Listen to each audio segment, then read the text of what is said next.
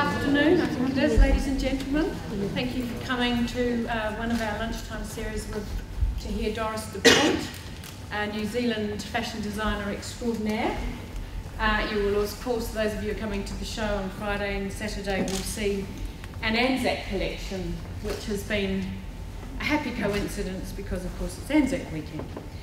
Doris in fashion circles is held in very high repute.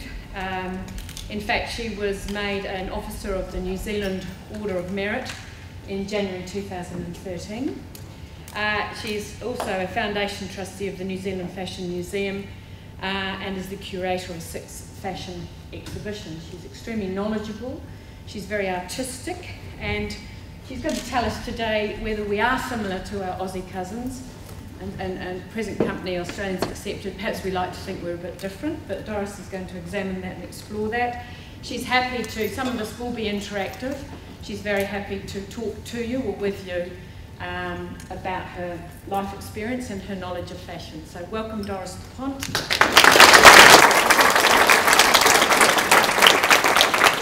Thanks, Susie, and thank you all very much for coming out in your lunchtime. I think I haven't got my microphone on. I think I haven't.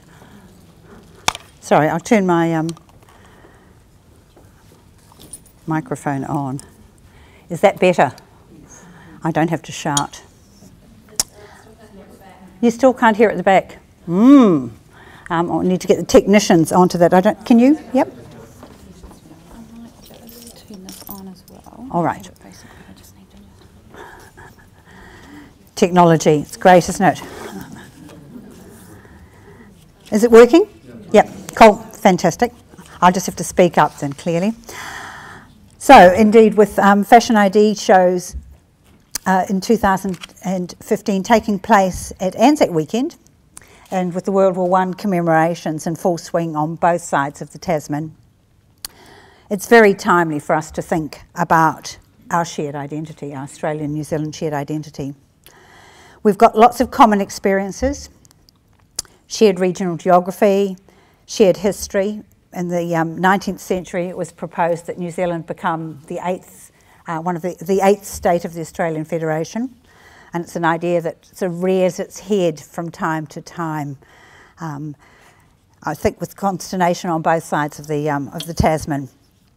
We have shared cultural origins, and there are significant ties between us. We trade freely with Australia, and we travel freely between the two countries. Yet, we don't really see ourselves as similar. In fact, we more commonly frame ourselves as opposites and as rivals, not just on the sports fields. So because this is Dunedin Fashion Week, and we recognise that fashion is an important way that we give expression to our identity as individuals and as a society, we're going to use the lens of fashion to look at ourselves, New Zealanders and Australians. The runway show, Together Alone, which some of you will see on Friday and others on Saturday, is a reprise of an exhibition that was held at the National Gallery of Victoria in Melbourne in 2009, and it brought together 4 New Zealand designers, myself, World, Nomdi, Zambezi, and 4 Australian designers, Akira, Material Byproduct, Romance Was Born, and Tony Matajewski. In 2015, we're going to revisit that exhibition, and we're happy to report that all of the designers that showed then are still working as designers, except myself. And Tony Matajewski didn't want to participate in this again, so we're very lucky to be able to replace him representing Australian fashion, the new generation of Australian fashion, a new label called Maison Bris Vegas. And Maison Bris Vegas is the label of Carla Benotti and Carla Van Lan. Carla Van Lan was Carla Bergs, who was the inaugural winner of the Emerging Designers here in Dunedin in 2005. So it's really great to have her back again and showing what she's doing now. So I'm really excited about that. So by bringing together the works of these designers here at this presentation and on the runway this weekend. We're creating an opportunity for you, the audience, to experience fashion from both sides of the ditch and to decide for yourselves if there is a distinct New Zealand identity or a distinct Australian identity, or perhaps there's an Australasian identity. So what I'm going to do this afternoon is I'm going to begin by introducing myself and my background and my special interest in identity as it's expressed through fashion. Together I'd like us then to think about some of the stereotypes, some of the expectations that we have of New Zealand and of Australian fashion. How do we see ourselves? I'm hoping there's some Australians here too. Are there some of the emerging designers here? Good, great. Yep, good, fantastic. You'll be able to defend yourself. You are outnumbered though. And then we can look at each of the 8 designers who were part of the show and who are going to be part of the runway show, and see whether the stereotypes that we have, whether they actually fit, whether these designers fit that mould.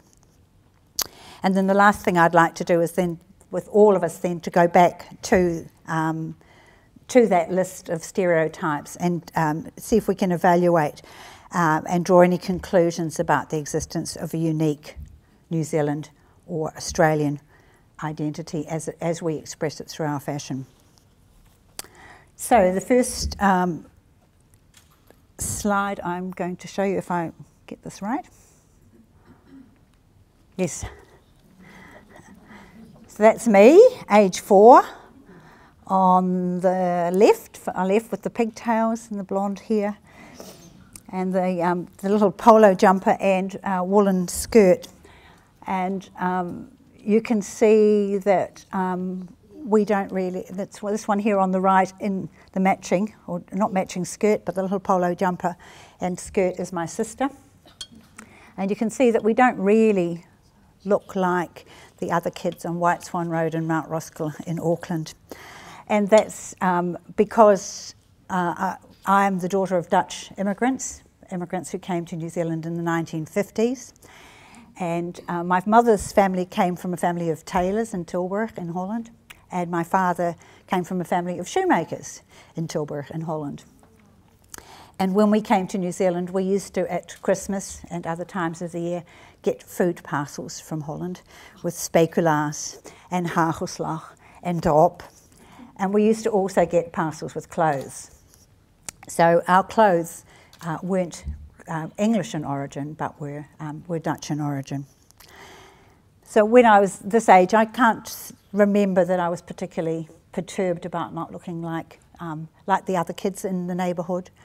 But I do remember very clearly at about the age of 10 or so, when I used to go to school and wore a uniform, but even couldn't get that uniformness in my uniform, and was sort of pointed out and ridiculed by children from my own school and from other schools. I can remember very, very clearly at one point thinking that if I couldn't join them, then I was going to beat them and make a virtue of looking different from the others. And to that end, I learnt to sew and learnt to make my own clothes so that I would be capable of defining my own identity and not having it read or designed by anyone else. So I made clothes for myself, but I didn't envisage at all that I would be able to make a living making clothes in the 1970s. So I went and trained to be a teacher and went and did my OE, and my OE of course was not to Britain but to the Netherlands. And while I was there, I was often approached actually by people about my clothing and invited to make one just the same for them. And that really was the beginning of my, I suppose, my sort of foray into a commercial production, a commercial fashion career. So when I came back to New Zealand in the 1980s, 1984, it was indeed feasible to make clothing here, and I planned to do that and had some conversations with people who were in the industry in New Zealand, and they told me that the biggest difficulty in New Zealand was getting original fabrics. And I don't know if some people here will remember, but for a very long time, right from 1938 right through until 1988 really, all imports to New Zealand were restricted, and you could only import with a license. And so the importers of fabrics had licenses, and so the fabric that you could get here was restricted, not by fashion people or by your imagination, but by the people who held licenses. And so what would happen is that they would bring in a fabric, and that would be all that was available. And you might purchase it, but somebody from an equivalent of a Glassons or Farmers or something might buy that same fabric. So you, there was no differentiation of value in the fabric, and so you could indeed be caught out with a sort of a handmade, designed garment that was made out of the same fabric that was available at Farmers. So I made a decision straight away to try and solve that by creating my own fabrics through all sorts of different techniques. And so I was really pleased, I must say, yesterday to see the emerging designers, to see so many people again resorting to making taking that first step, making their own textiles to make their garments out of. So I used upholstery fabrics, and I used swimwear fabrics, and I did applique, and I got people to screen print for me and to paint my fabrics for me. And if that thing works, which it doesn't look like it's going to, does it? On the far left is a garment made in 1986 or so, I think, by the shoulder pads and the tulle. And that's a screen printed fabric, and it's printed by a textile designer called Adrian Foote. Adrian Foote I later went into business with and had a label called DNA. The garment in the centre there is a 1990s menswear winner of the Benson & Hedges Menswear Award. And it's based on the Honderwasser flag, so the Honderwasser flag for New Zealand. I don't know if you know it, with the koru and the green of the New Zealand bush. So it was made in linens, and the trench coat has the koru cut into the lapel. And this one here on your right is from a collection called Let's Gather Here, which celebrates really my heritage in my tailoring background, but also the new migration into New Zealand, particularly into Auckland with Pacific Islanders, Chinese, Indian, so that wonderful rich cultural mix that we have in New Zealand these days, that's really enriching our language and our perspective, I think.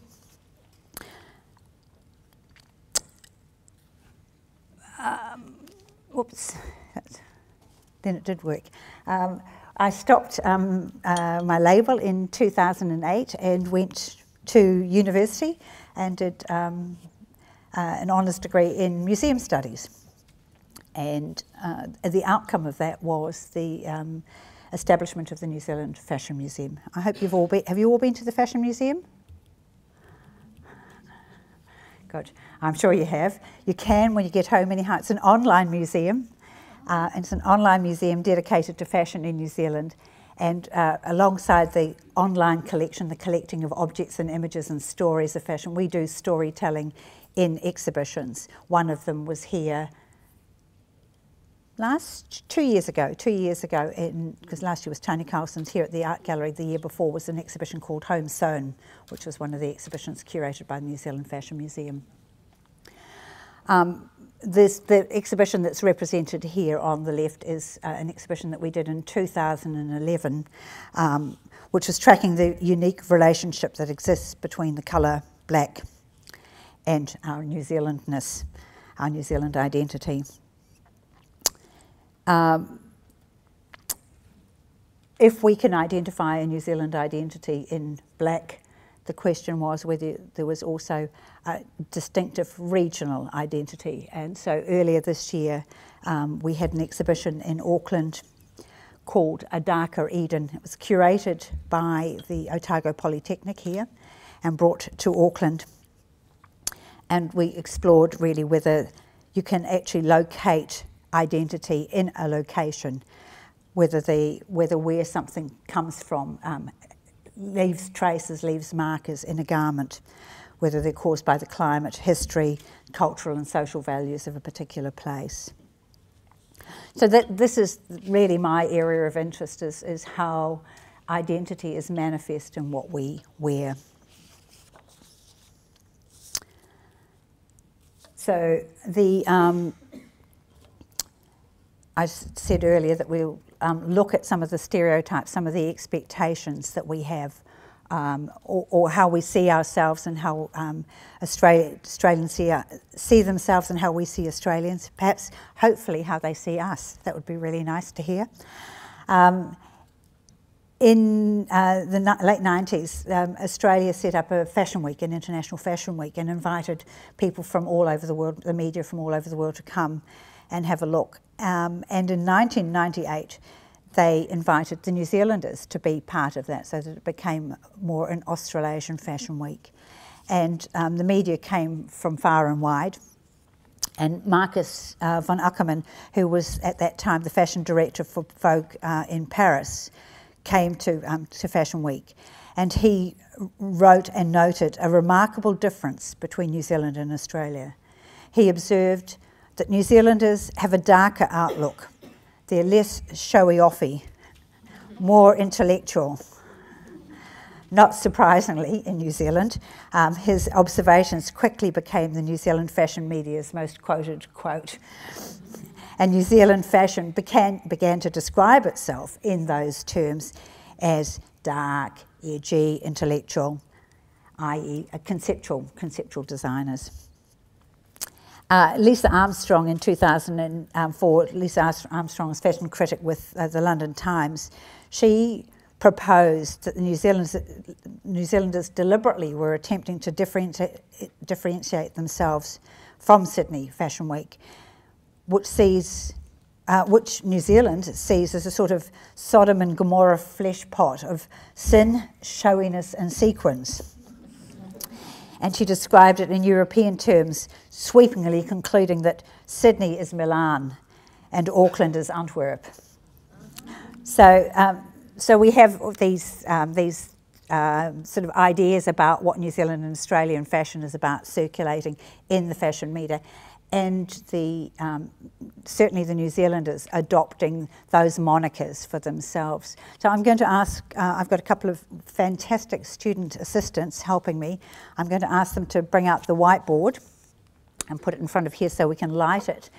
Do you want to just bring it across in front of the screen so it's lit? Great. Fantastic. Now, who's New Zealand and who's Australia? New Zealand and Australia. What colour's your pen from New Zealand? Black. What colour's your pen from Australia? Thank you. So perhaps we can start with the black, and we'll start with those monikers that we so love to use for ourselves, which is dark, edgy and intellectual, please, in black. Can we start some Australian terms? Anyone got?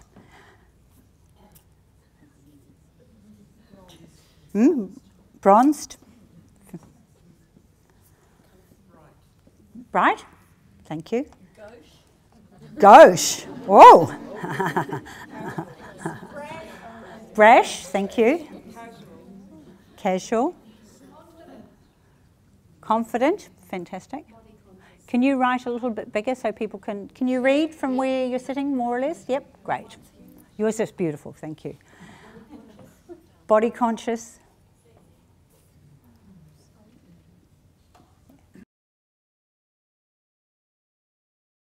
It's a pretty good description there. I'd definitely say bright, confident, casual. Definitely, and right over here is a lot of black. Like right past the shops, a lot of black. We've got black, haven't we? No, we'll just put the black with the New Zealanders, please. I don't know about intellectual. You haven't tried to understand us yet. Can I just make a point? Because you're saying with Australian, you're talking about I'm not talking about Sydney. What about Melbourne? Yeah. Good. Think about Melbourne. None of these words just Melbourne fashion, I think you could say, is more on the lines of what is under New Zealand. Different climate as well. Very different regional fashion cities. A very different regional. Okay, good. So that's a really interesting thing to look at. And when I go through the designers, all the 8 designers that are in the exhibition, I will let you know which region they're from, and that might help you understand or see their garments. You might see that you're not actually right. But I tend to, I mean, I've spent time in both cities and spent time in both fashion cities. So Yeah. I can kind of comment on what I've seen. Yeah. Yes, that's right. I mean, these are stereotypes, so they're the sort of the typical things. They're not necessarily very nuanced. Yeah. So, unique. Thank you. Any other sort of whereabouts in New Zealand? Okay, ethnic.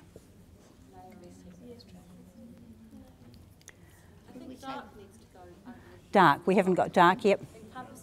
We'll just push this back a little bit, actually, too. Yep, cool. So we get the light so you can write more words, girls. Yeah.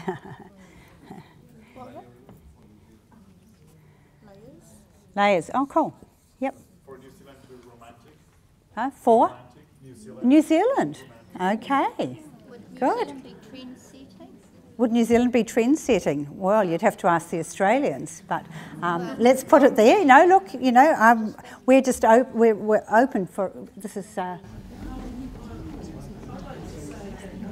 Australia, it's confidence, and for New Zealand, it's a lack of confidence. oh, okay, lack of confidence going. Oh, just right up the side here. Come on here. Wow, that's great. Yes, we're in church. Okay, cool. We're dark, we're black. Yep. And it's somebody else that's told us that. Yep. Well, one of the ones that I'd like to add to the Australian list, because I heard it many, many times yesterday from the young designers, was playful. And I did think that, you know, and whimsical. So there's a real humour, I think. Actually, it's very interesting, like with the concepts or visuals we associate with the two countries. If you look at the most important movie makers, for example, for New Zealand, I would immediately think Jane Campion, and for Australia, Baz Luhrmann, which are very different aesthetics and concepts and visuals, and I think they speak a lot about their personality. Well, shall we put those two names with that? So Baz Luhrmann with the Australians and Jane Campion here with the New Zealanders. Baz, B-A-Z. L-U, can you spell it for me? L-U-H, Luhrmann, isn't it? L-U-H. Jane Campion with a C. Luhrmann, yeah. Ah, yeah.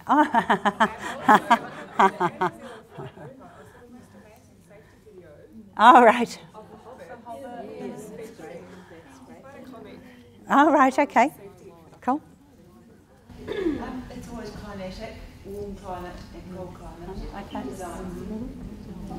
Australia has colourful birds. Yep. We have very... Yep. Yes, our birds even dress in drab colours as compared to the Australians. Cool. Okay. That's fantastic. Thank you. Yep. Let's move the board across, and we'll go and look at the 8 designers that we're going to show on the runway, and we'll see if they fit the bill, if they fit our thoughts. So I thought that we might fail in this exercise and that I'd have to do my own list. I'm going to flick very quickly through the list that I made. There you are. So I'll just introduce the designers. Some of them you've met already, myself. So this is just a very quick little review of my garments. The garment on the left there is the one that was in the exhibit, is one of the garments that was in the exhibition in Melbourne. And as you can see, my clothing's quite colourful. And also an aspect that you can see in my clothing, I think that's very strong, is that the tailoring background, which I told you about my heritage, and creation of separates, so that there's room for the wearer to be active in how they put their outfit together, and a real interest in surface embellishment and print that has its origins in New Zealand cultural and art practice. So the one on the left is based on some work by Richard Killeen, a very well-known New Zealand artist, and the one on the right here is based on a piece of work by Paul Hartigan, also a New Zealand artist. And for those with good eyesight, you'll see that it's actually made out of tui bottle tops turned into polka dots. The Dunedinites will know who this is that we're looking at. This is Nomdi. Nomdi is, I'm from Auckland, sorry, I was going to tell you where everyone's from, so I'm from Auckland. Margie is Dunedin born, bred and ever true, and she grew up actually in a home that was filled with the trappings of an accomplished dressmaker. Her mother, who was an immigrant from Greece, was a very competent dressmaker. And so all the things that you could possibly need to make clothing were available in the house, including fantastic fabrics. Margie, in her practice, firmly locates herself in Dunedin, and she puts a huge emphasis on the value of being from Dunedin, of place. So she says of herself, she says, "There's no other city in New Zealand." I'm making a noise, isn't it? Is it horrible? I'll try not to move. There's no other city. That's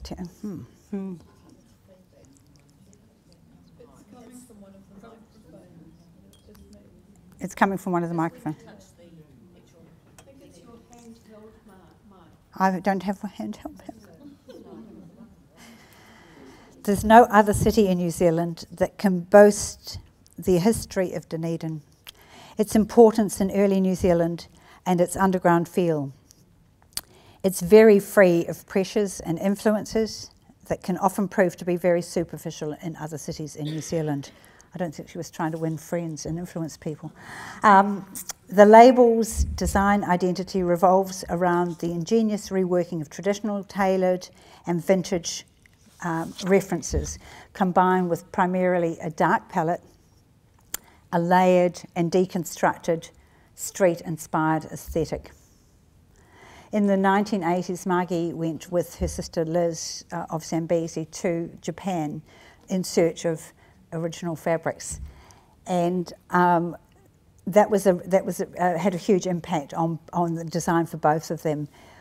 The contemporary Japanese aesthetic in the mid-1980s was very much that of the Miyake and Yohji Yamamoto, etc. And so the qualities of the Japanese design found a place in their design practice. The qualities of layering, the acceptance and valuing actually of imperfection and unfinished, and garments that enfold the body rather than encase the body.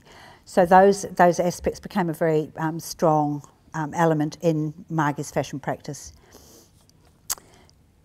Nomdi is very firmly positioned in New Zealand fashion and international fashion, actually, as a fashion outsider. And it's a sense of noir in creatively and humorously playing out, her identity. How you wear the garments is not prescribed by her. The garments should be are free to be worn in the way that you want to wear them. You can mix them up and layer them and bring in pieces, old pieces and new pieces. And as you can see, Margie too has a sense of playfulness and a good sense of humour in that jacket on the right.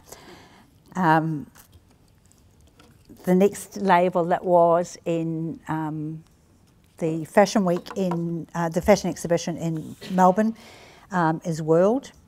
Many people will know World. They bring to life the humorous and irreverent vision that's at the heart of their label. World challenges the status quo, and its collection titles exemplify this attitude. Their collections are called things like "I don't like sport, but I can high jump." There is no depression in New Zealand. And my favourite, of course, is housework makes you ugly.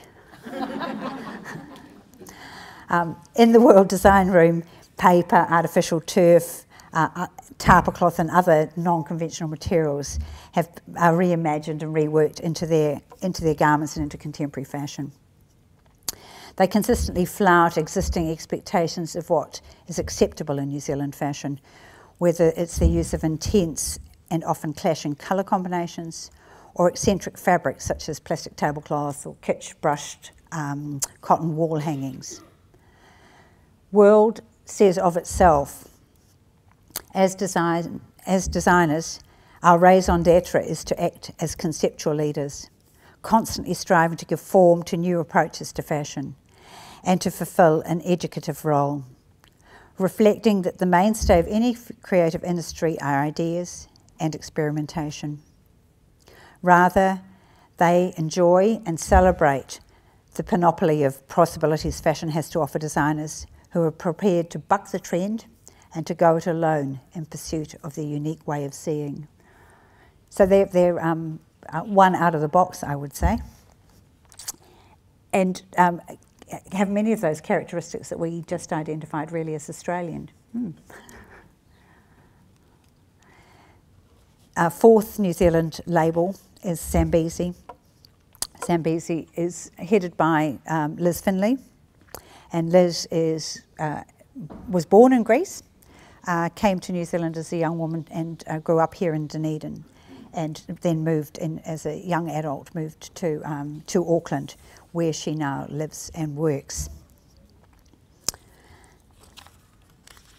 She's the older sister of Margie from Nomdi, so she has that same shared background of a mother who was a skilled and practising dressmaker with a ready supply of fabric, and that has led for Margie, for Liz, very much to a lifelong love of beautiful fabrics and a respect for the skill and craft of making.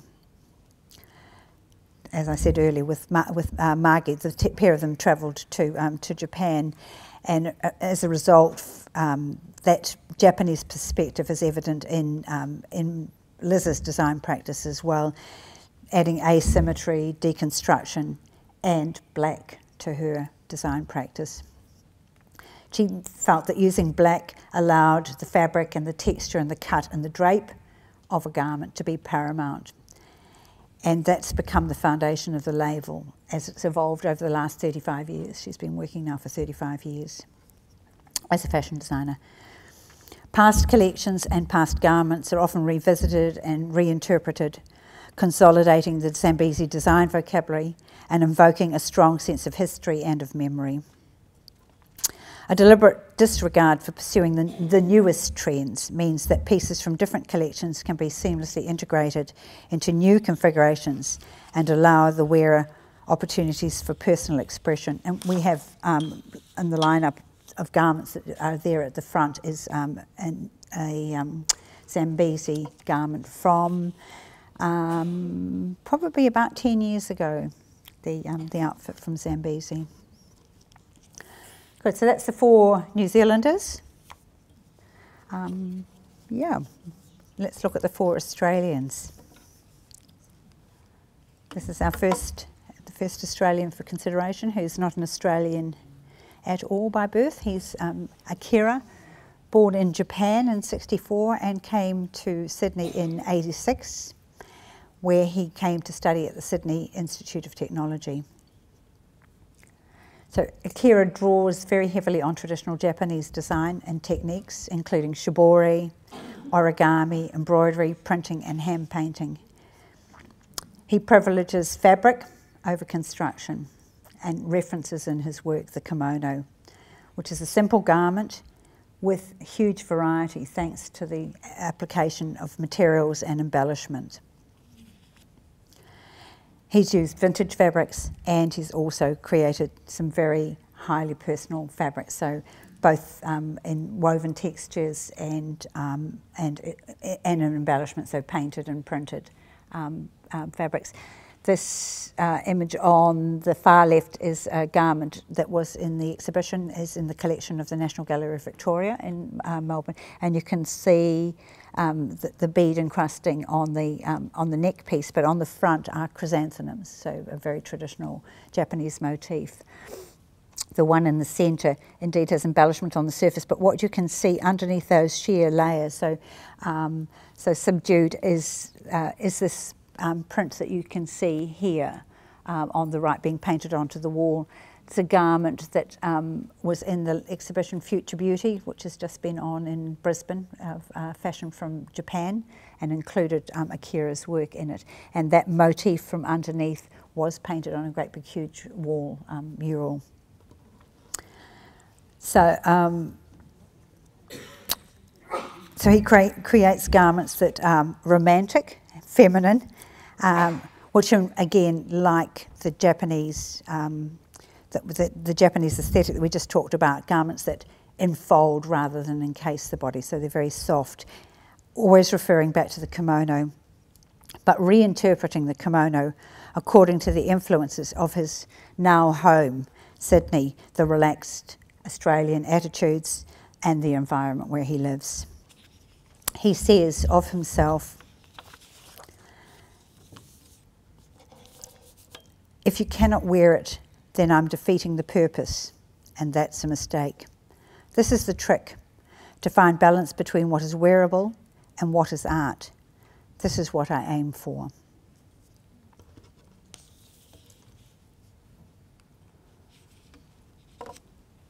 Material byproduct, the label established in 2004 by Susan Damasi and Chantal MacDonald, now just headed by Susan Damasi. As the name suggests, is this awful for you? Yeah.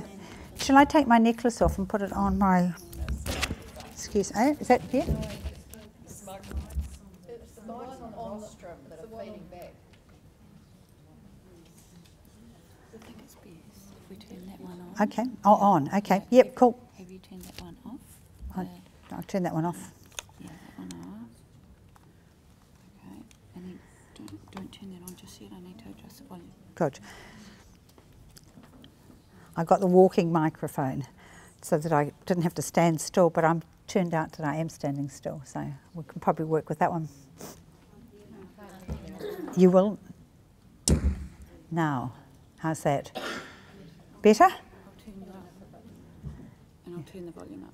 Cool, okay. That's a bit scary too. Good. So, material byproduct. As the name suggests, concepts of making and sustainability provide the intellectual rationale for this Melbourne-based fashion practice. The work of material byproduct, the work of material byproduct scrutinises the process of making through the development of systems that streamline the production and also minimise the resulting byproduct of material waste endemic to the fashion industry.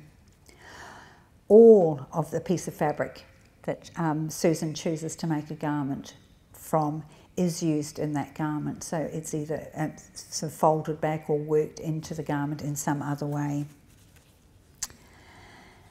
Central to the label, the House of Material Byproduct, are enactments. That's how Susan presents her range. They're performance experiences that present seasonal collections within private spaces, art galleries, museums, and institutions around the world.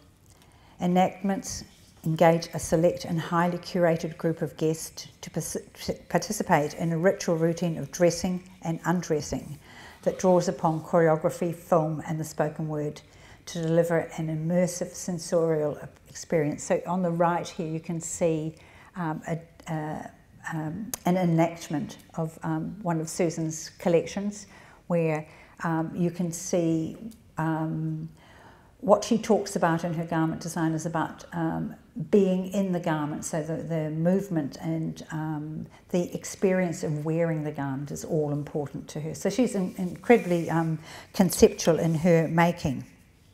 The garments need to be flexible and be worn in different ways. and they can often be remodelled and without adding or subtracting. So their longevity, they have longevity, built-in longevity. So it's a sustainable practice that's presented in an artistic way. She says of herself, the garments are more than clothes. They are compositions in space.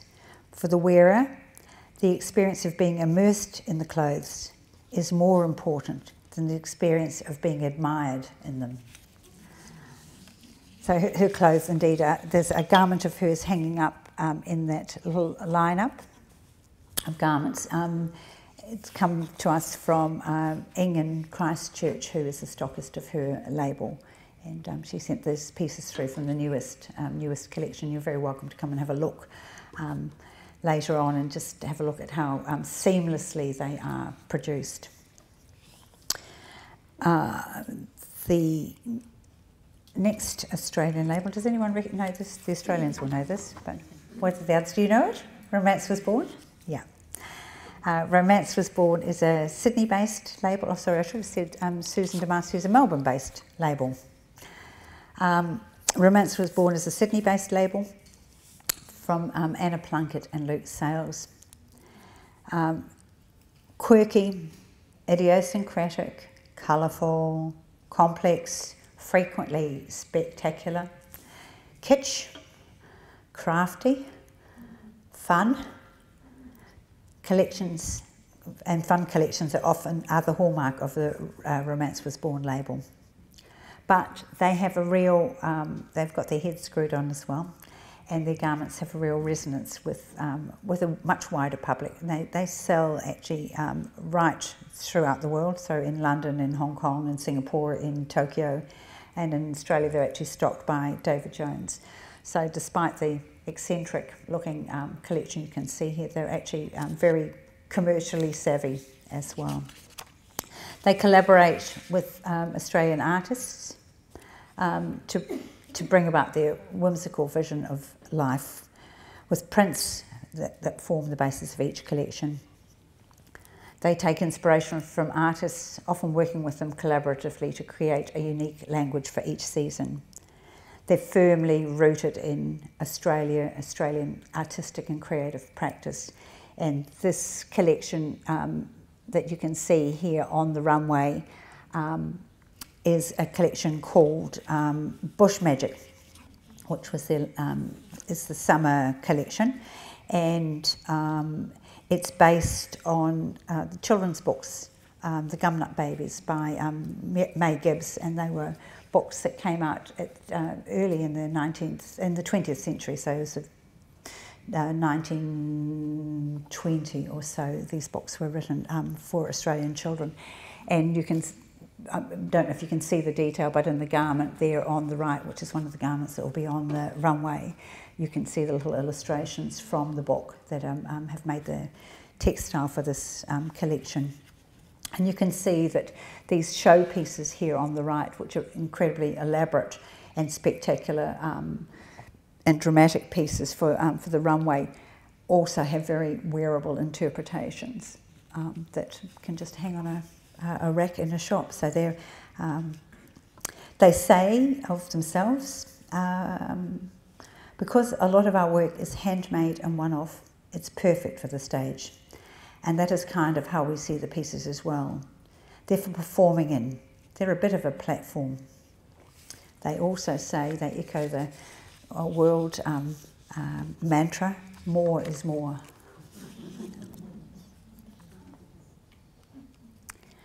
And our new addition to the Australian and New Zealand lineup is this label here, which is Maison Bris Vegas. It's a label from Carla Benotti and Carla Van Lun. As I said, Carla Van Lun was the winner of the Emerging Designers in 2005. They are based in Brisbane, and Carla actually has Dutch heritage too. So when she won the Emerging Designers Award here, she got a good prize, I think, and went to Europe with that money, and she travelled to Europe on her European passport. And then went and worked in Paris for some time, which is where the this label was kicked off. So the label Bris Vegas, she said Bris Vegas is a subtropical New World suburbia with limited sartorial culture. Maison was meant as an irreverent reference to the idea of French tradition and luxury. So again, that playfulness and that irreverence,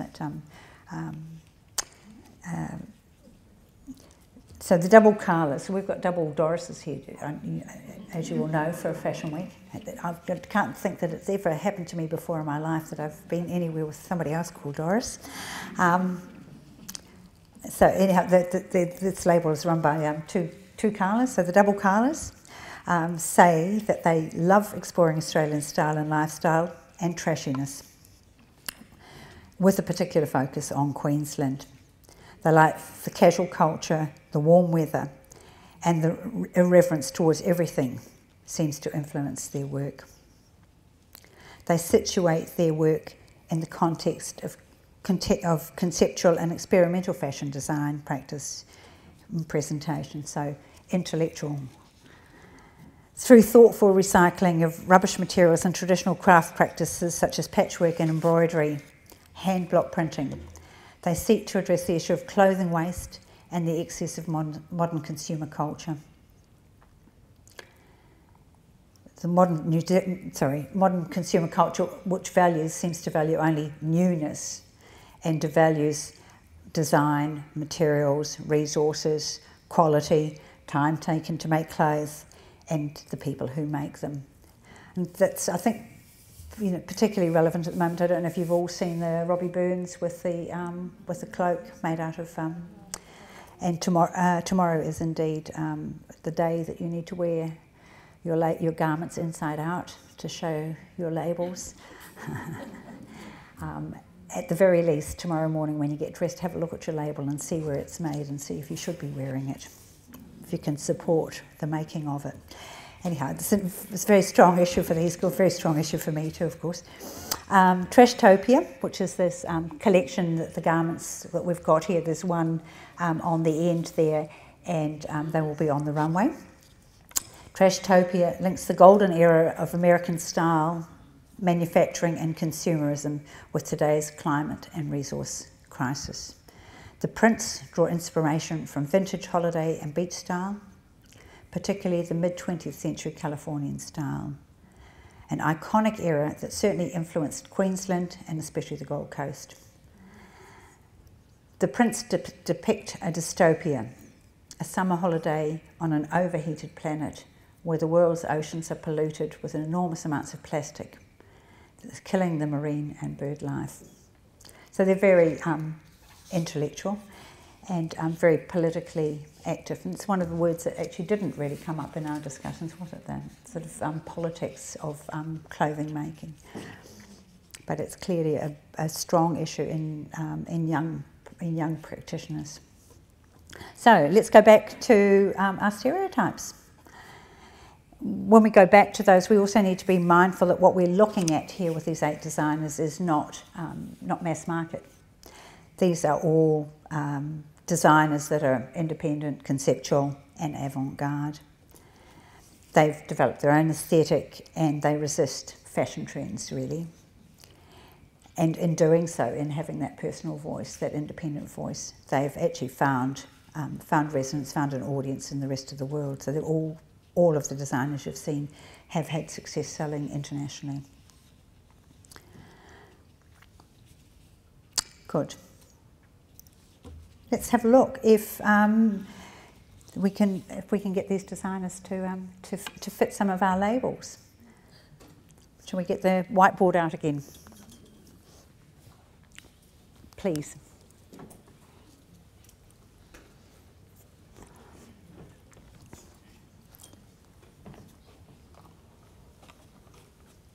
Sorry, I'll move that screen through, thanks. Sorry, there should be a blank screen in there. There it is. All right, so how do we feel about these things now?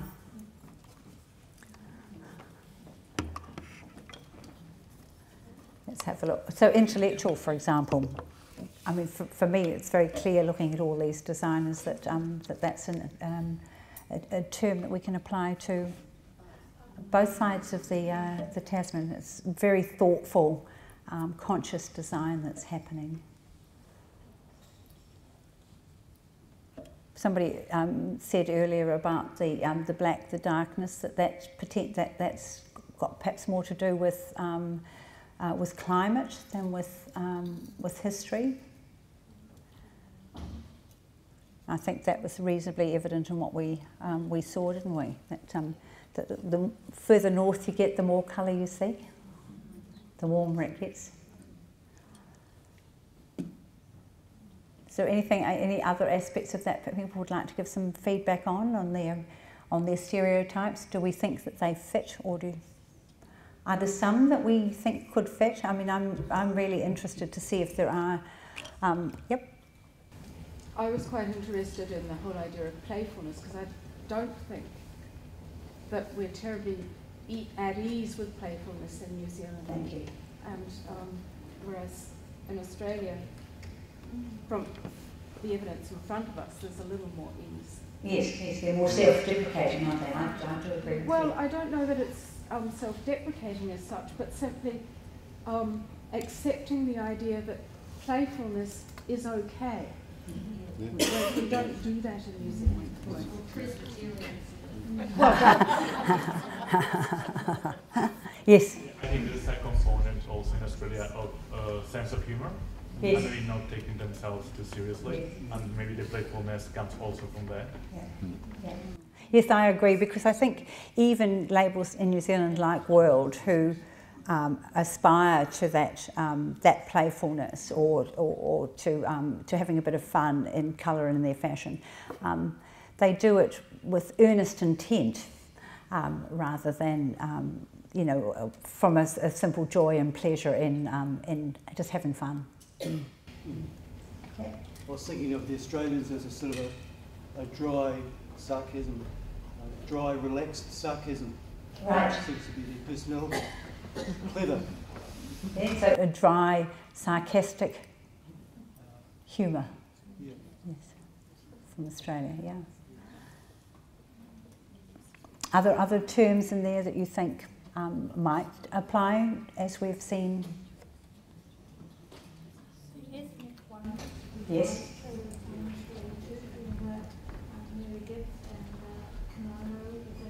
Right. Yep. Yeah. So recognition of diverse ethnicities and place. Heritage in people's design. That's common, you think, to both, isn't it? Yeah. Could we talk about the tall poppy syndrome? Go on. You talk about the tall poppy syndrome. No, here in New Zealand. Yes. If all else fails, we're black. Ah. Good. Okay. All right. So did you hear that? She says that the default position of black in New Zealand is perhaps a response to our culture of the tall poppy syndrome. So you don't really want to stand out and be noticed. So the default option is black. Is that? Yeah. That's. Yep. Yeah, that's really prevalent in Australia as well. There's a really big history of that affecting different artists and different designers, and I think. I mean, it's interesting because you've got 4 designers from each country, but if you consider the other designers that are doing a lot in fashion weeks at the moment, or maybe have been doing but now have disappeared, there's a lot of dynamics happening in Australian fashion at the moment. It's a lot of dynamic changes happening in Australian fashion at the moment that I don't think necessarily come out from just these 4 designers. Thank you. I think that's yeah. I actually got to see the Curator show last week of his new collection, which was actually presented as part of his 20-year anniversary, where he mostly showed old pieces of work, because and half of the floor was empty. So that was kind of interesting to be in that context in the current fashion week and to see it represented in such a way. In such a way, yeah. Yes. Without being a critic, I'm surprised there's no sort of ethnic, like Aboriginal side of the Australian. Yes, there may well be. I must say I'm not terribly informed. Perhaps do you see Aboriginal representation in Australian fashion? There was a new initiative by, it was held in association with Fashion Week last year, but not this year, for Indigenous Fashion Week. But after a year, it doesn't exist anymore. But it was the first initiative of its kind. Yeah, we do in New Zealand in Fashion Week have an Indigenous section, so a support network and young designers in that category. It's a platform for them. That's one huge difference, I think, between New Zealand fashion and Australian fashion, because historically we haven't had that support in our culture, or that recognition in our culture. And it seems to me, after having come to New Zealand only a couple of times, that the support that you have for your Indigenous community is a lot more prevalent. Good. Thank you all very much. I've just got a few sort of concluding remarks. That's really great. I mean, it's lovely that this is it's an open question. In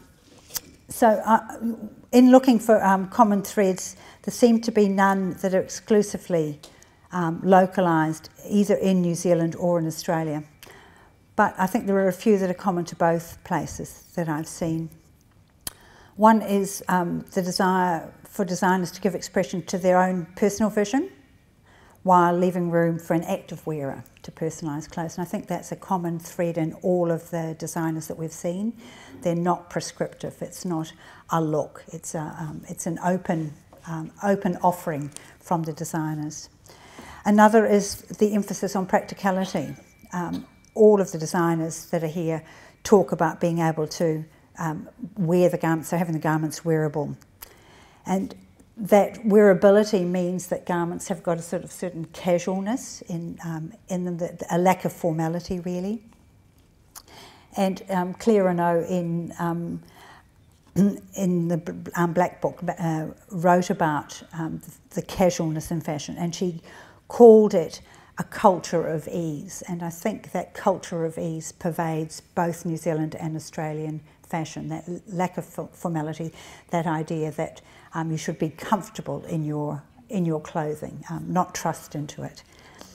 The other thing that I just noticed in this, that all of these designers and in the emerging group that I saw yesterday have a clear view of themselves, of who they are, of their heritage, of their location, and of their aspirations. And they all give expression to that identity, their identity through fashion. And in a crowded world, which is the fashion world of today, that's what you need. You need an authentic voice if you want to be heard, if you want to be seen, and if you want to be bought. Thank you.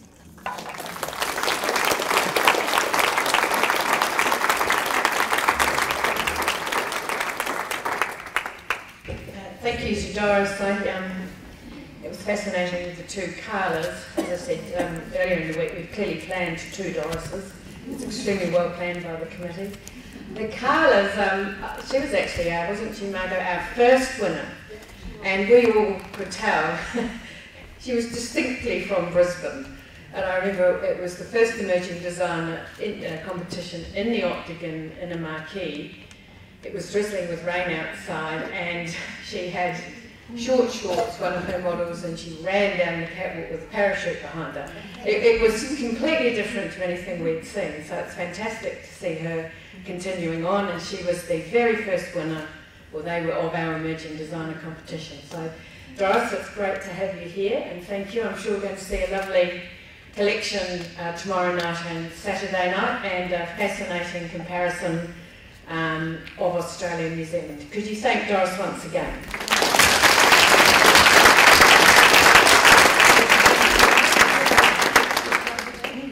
Doris is very happy if those of you who can stay, if you want to look at the garments and talk to her. She's very approachable. Thank you.